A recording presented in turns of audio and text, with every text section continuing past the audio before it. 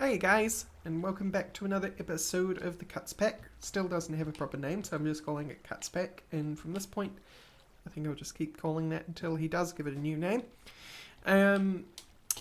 Today, you can see that things have changed drastically, and peeking out through there you can see some machines. So we're going to go investigate what I did between episodes. First of all, we had an accident. And remember when I was telling you about how the rain was going to affect the machines if I didn't put a cover over it? Well, fortunately, I remembered that I built my cover too small, so after I shut off the camera, I actually built that cover a bit further out. But then I went away to get some more sulfur, and when I came back, there was a giant crater where the machines should be. Now, the prevailing theory at the moment is the pack has the mod IHL Tools and Machines for IC2 V2.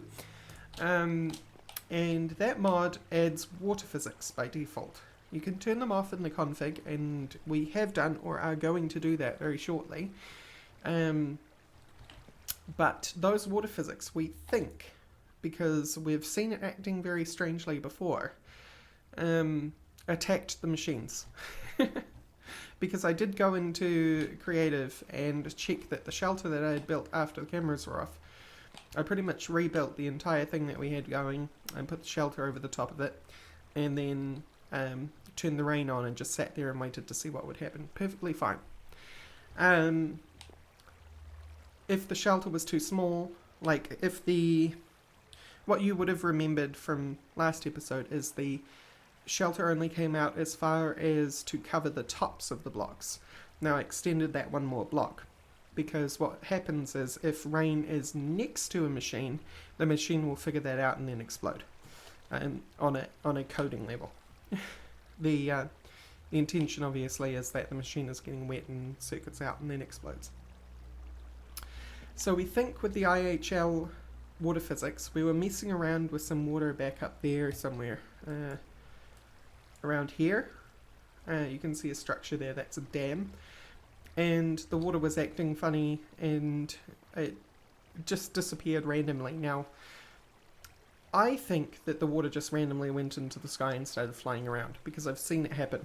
The physics aren't perfect from IHL, and it can do some strange things, and what I think happened is at some point the water... Oh, I've fallen into water.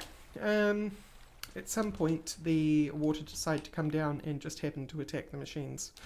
So, the machines blew up. Anyway, in light of that, I decided to move my butt and actually put a factory of sorts here. You'll notice it's got an interesting shape. That's because I'm basing it off a Greek house, an ancient Greek house. With its plaster, although it's quarried stone, with its plaster walls and terracotta roofing, that sort of thing. But if we go on inside, we did replace the machines because we have decided that it was a bug that happened. And you can see we've got a cover over the top now. This isn't the permanent roof, this is just the roof I've put here while the building is being built. And things have changed. You can see I've got at least 3 more machines, I think maybe even 4, and the battery buffer is in use. So, what happened? Once I put the basic wire mill down, I put the chemical reactor down, and then I finished the fluid solidifier. From there, we got plenty of rubber, and you'll see that once I go get some more pulp, you can actually see it at work now. Although, we need to desperately set up rubber trees again. Wrong one. In you go. Cool. Oh, by the way, when I was saying yesterday about the messing with the auto output, you can set the auto output just fine, actually. And for some reason it's not showing up. There's one. So that is actually the auto output. That's not power input. Power input can go anywhere. I'd just forgotten that and that's what the auto output looks like. That's the output input slot. And you can see in this machine that nothing is enabled, but in this one my fluid is set to auto output, and that's because the fluid, once it's finished here, the molten rubber, waiting. Fortunately, things at this stage are still kind of slow, especially once we're starting to mess with these more advanced machines. Put the liquid in there, and then it got sucked straight into the basic fluid solidifier, which is then turning that into rubber ingots using the ingot mold. And that's because I switched the auto output to the top of this machine and turned auto eject on fluid to true. So then after that I built the canning machine in the intention of making batteries, and then I realized, well, we didn't have any lithium or cadmium available to us, because if we look up batteries, battery, we will see that the small batteries are the 32 volts, but the ones I had available to me to make ideally was the lithium batteries, but we didn't have any source of lithium right now, not until we get a more powerful electrolyzer, and we'll talk about an electrolyzer in a second, or cadmium for the same reason. We could make single-use acid batteries, but not only do they have a low voltage, they're really awful, because once they're done, they're done. So we went with sodium, and to get sodium I needed to get salt, and to get salt I went back to the mines, and you can see somewhere, oh, there's a couple of deaths over there, I wonder why that is. There we go, salt, that's the salt mine.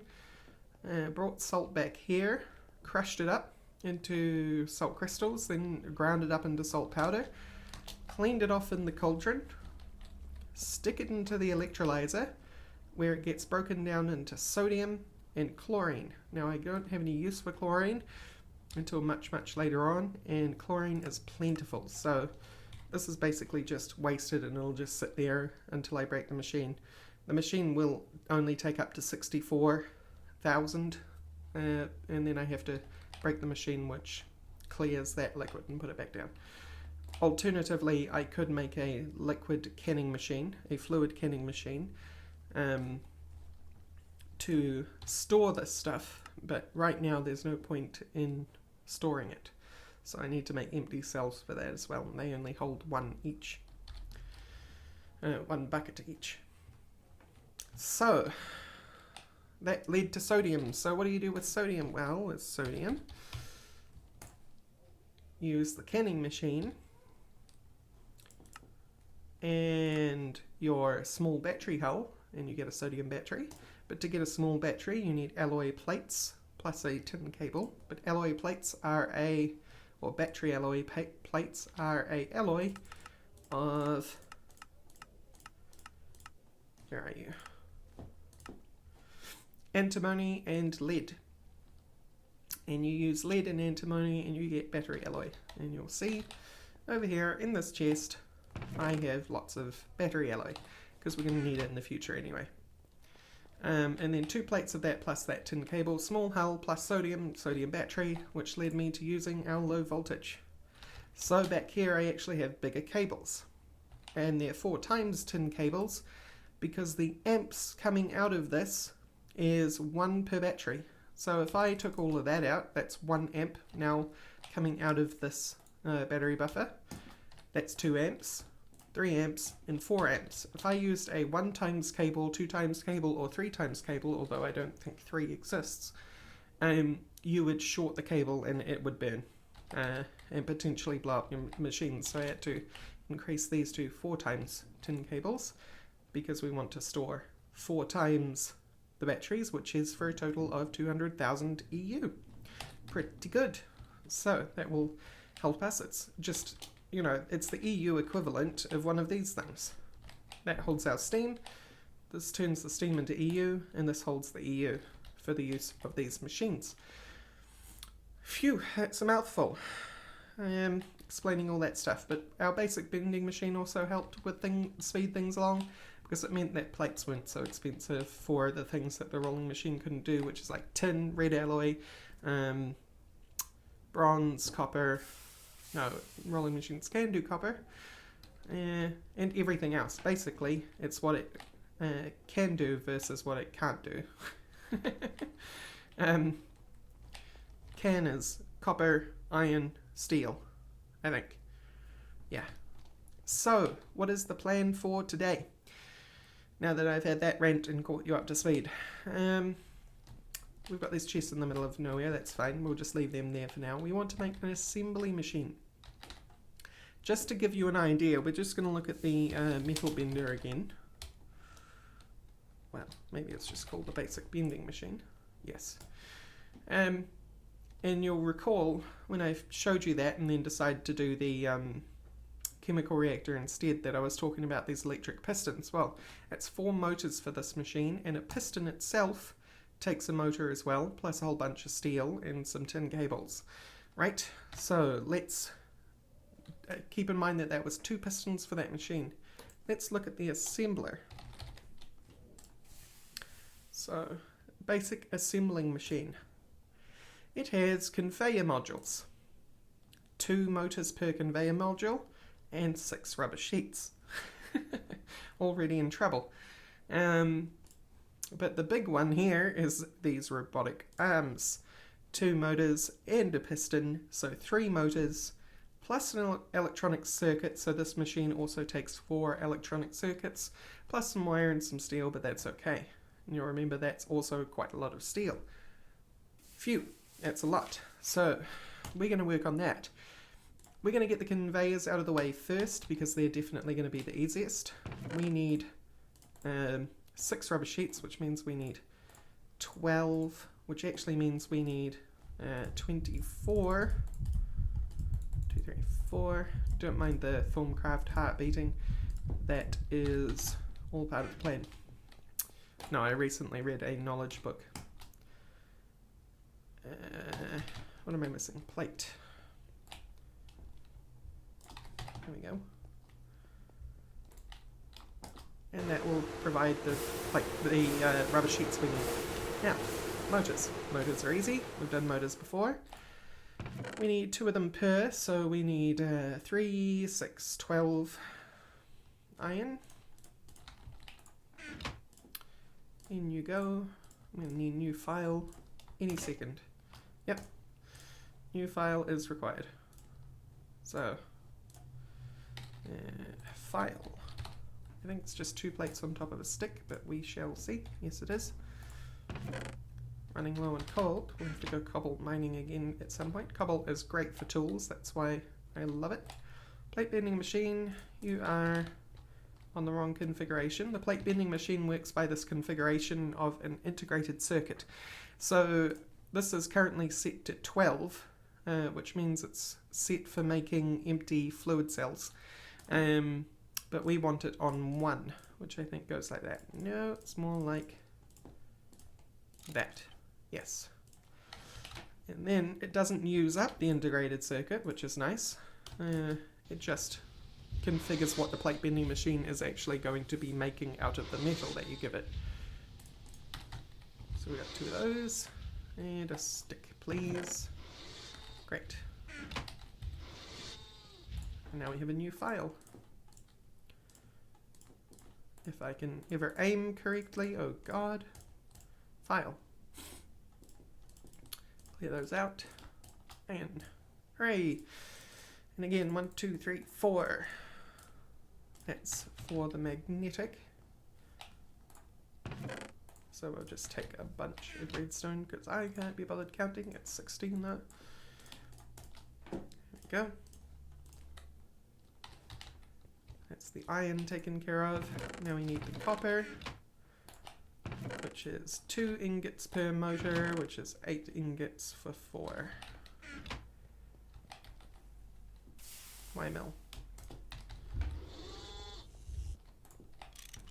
Because we need 4 copper wires per motor, and each ingot gets us 2 wires. Now imagine doing that without a wire mill. That's why we need to build up our machine basics before you do something like the assembly machine. Your assembly machine in each voltage tier is basically your gateway to the next tier up, because it allows you to do certain things that you couldn't do in that tier, like I believe for medium voltage. Let's, for example, take a look at the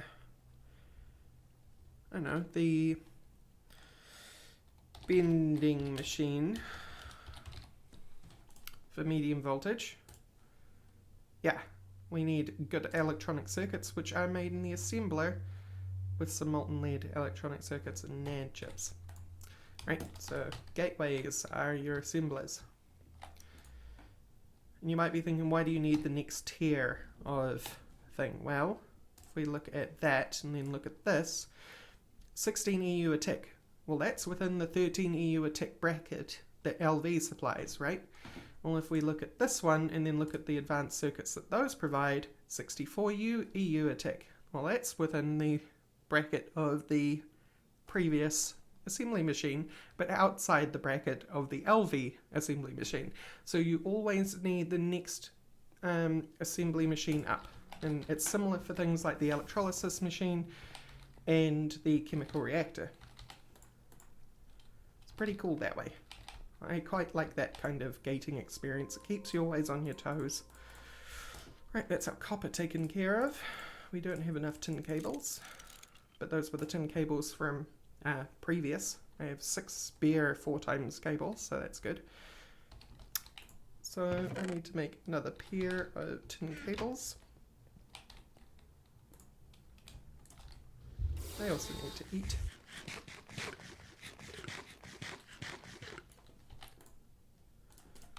And in fact, I also need to make another pair, so I'll do them all at once.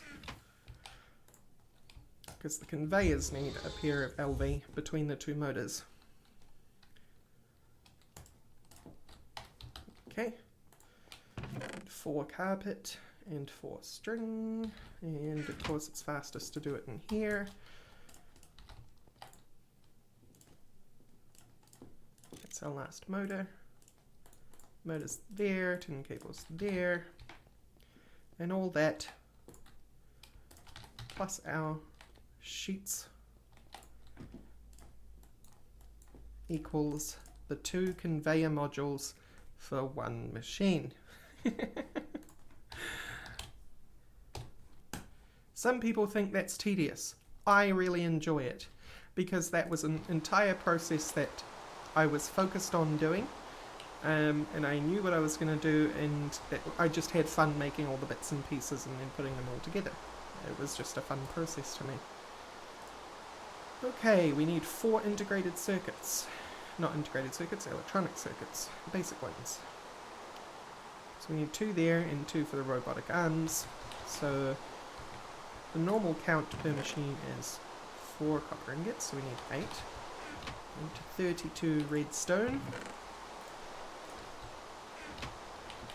Making red alloy is still expensive as heck. And I'll be back once I have turned them into red alloy wire.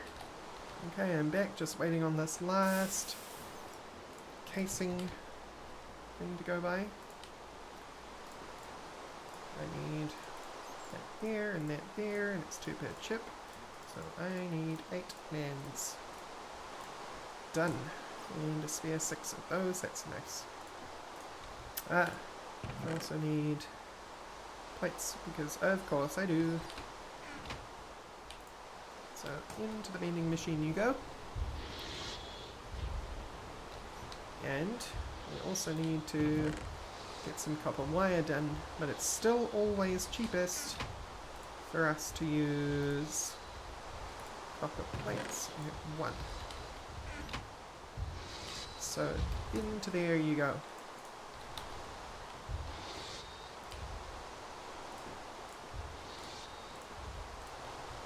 Copper weight plates and cut them up into IC2 wires, unless I see, well, copper, these ones. Why are they cheaper? It's because to cover them in rubber costs less if you use the IC2 one. I'll show you why in a second. Use a IC2 extruder. The wire mill will do it if I put a plate in there. Ah, that's way better. Go wire mill, go! Give me IC2 wires. I'd only get 2 out of the wire cutters and I would damage the wire cutters, so may as well do this. I have learned in the process something that I didn't know. So, you'll see if we come here, it's 1 rubber plus 1 copper cable to get an insulated copper cable, which is what we need 6 of per basic electronic circuit. Whereas if we look at you and go and find how to turn you into an insulated cable, not in there, not in there, not in there, maybe in here, no, definitely not there, not in there. Here we go, alloy smelter, 2 rubber bars plus 1 copper cable. There's 1 copper cable there, and the assembler I think might do it. Maybe. What if I just look at recipes for that? Alloy smelter, yeah. You can use liquid molten rubber in the assembler and it would be 1 to 1. So, yeah. You can see the problem there. I'd rather do it in my, because I don't have an assembly yet, I'd rather just do it this way. I need 24 of you. All that rubber gone. This is why I need to also set up more rubber trees and get their sap flowing, because with costs like that, things are going to disappear very quickly, you can tell. Okay, that takes care of our electronic circuit issue. We're getting there. That's the 2 for the machine and the 2 for the arm. So we go back to assembler. Basic assembly machine, robot arm. We've taken care of those. We need more motors. We need 4 motors. And we need 6 motors. So 3 ingots per. 6 times 3 is, I have no idea in my head.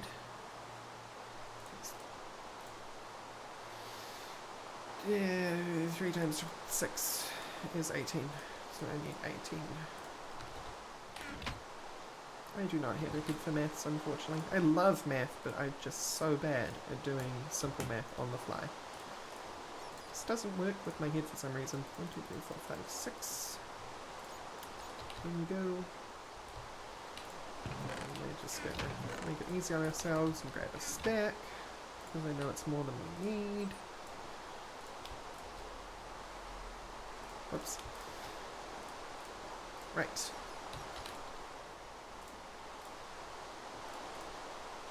And that, and we need a heck of copper. 2 per. We need 6 of them. That's one way of doing your math visually. Turn them all into wires. I'll be back. Alright, 24 copper cables. That's it, done. Plus my tin is being done as we speak. I'll be back. Alright. There we go. 12 tin wires. And 6 motors. Cool. Now we need 2 pistons. 1 per arm. Which is 6 steel plates, 2 steel rods, 4 steel rods, sorry. 4. And 2 more because it's a steel plate and a hammer to make a small gear. Put those in here. Plus a file. 4 steel rods. And we also need 4 tin wires. How are you doing? You're done. Great. So I think it's steel plate there. Yes, it is. Great. That's a small gear done. Plus those, plus that. Plus I think I left the steel rods in here. And our wires.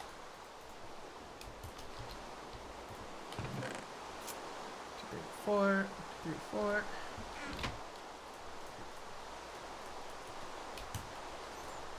Tin wires. 2 pistons. We're getting there. So the rest of a robotic arm is what?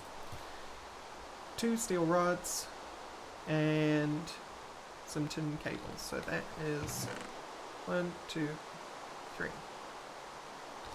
Yes. A total of 6. And that was steel rods, was it? Yes. Okay. 4 of you. We can actually make steel rods on the cheap a lot later as well, but by a lot later I mean probably in medium voltage, if I remember correctly. If we take a look at steel rods and then go over to the extruder, you get 2 per ingot with an extrusion shape, but it costs 96 EU, so yes, medium voltage.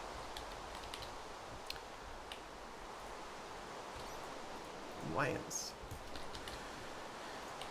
And 6 carpet.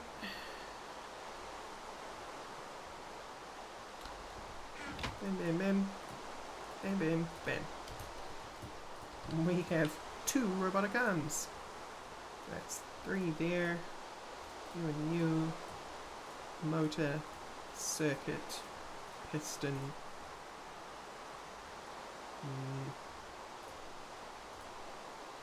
Oh. 2 robotic arms. Complex machines. Achievement. Hooray!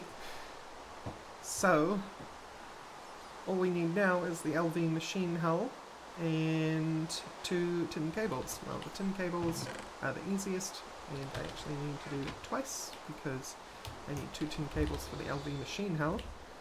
I also need 8 steel plus 1. We have a steel plate lying around. Damascus steel doesn't count. Right, so 9 steel plates. There you go, and you'll remember that I needed 4 iron, now only 2 iron, to make some wrought iron plates. So while that stuff is taking care of itself in those machines, I'm going to run over this way, because I still need to build a furnace, but I'm going to build a LV furnace after I've done the assembling machine and probably off camera.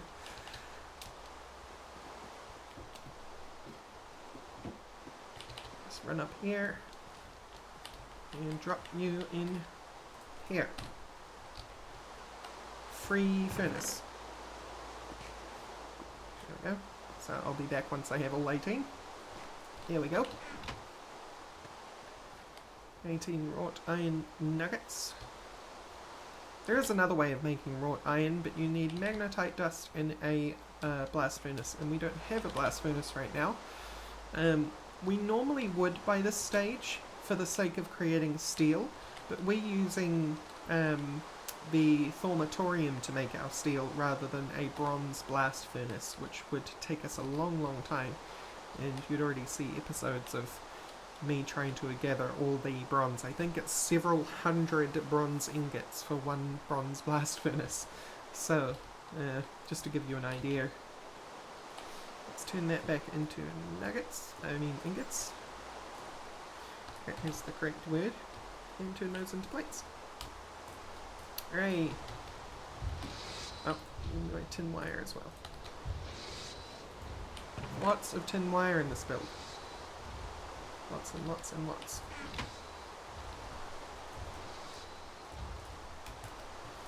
Tin wires.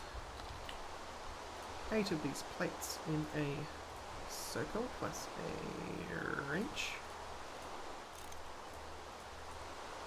That 1 plate comes with me, because it goes like this. plus our raw iron. Oh boy. LV machine hull, we are so done. LV machine hull, robot arms, conveyors, 2 tin, and 2 circuits. That is the wrong thing. Swapped them around. Assembly machine. Avengers assemble. Alright. So, where did you go? You're in here somewhere. There you are. We have an assembling machine, which officially allows us to get to medium voltage, but despite actually having a assembly machine, we won't be going to medium voltage anytime soon. Something that I think I explained in a previous episode, but I'll explain it again, just to make double sure that I've said it. You never move on to your next tier in GRAEGtech unless you're insane early. If you do it the moment you can, you'll end up suffering for it because everything will go so slow. You won't be able to acquire the materials fast enough. You'll just spend hours agonizing.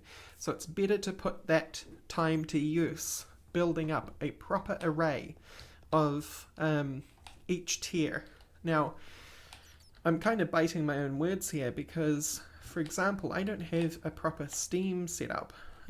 Ideally, I'd want several steam macerators, several steam furnaces, or hammers, and then several steam furnaces, all producing the output for ores, because as you can see, we're starting to get a backlog of ores that need to be done, because the macerator is quite slow. While I have the materials in this box, you can see that I'm starting to run low on tin, and I've got magnesium ingots, which aren't useful for anything. Manganese, sorry. Lots of silver and stuff, so that box is deceptive because the materials we're actually using, we don't have a great huge amount of. I went mining for iron recently and built up on that. Plenty of copper too, but it's the world of tin and steel that we're suffering. So the idea is now that we have basically all these machines and can get away with creating things easier, because this assembly machine allows us to do so much. 1,512 recipes, so much,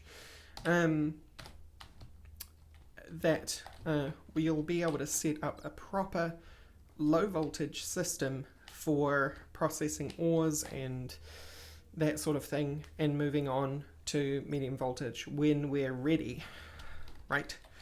But officially, now that we have that basic assembling machine, we could move on to medium voltage if we wanted to.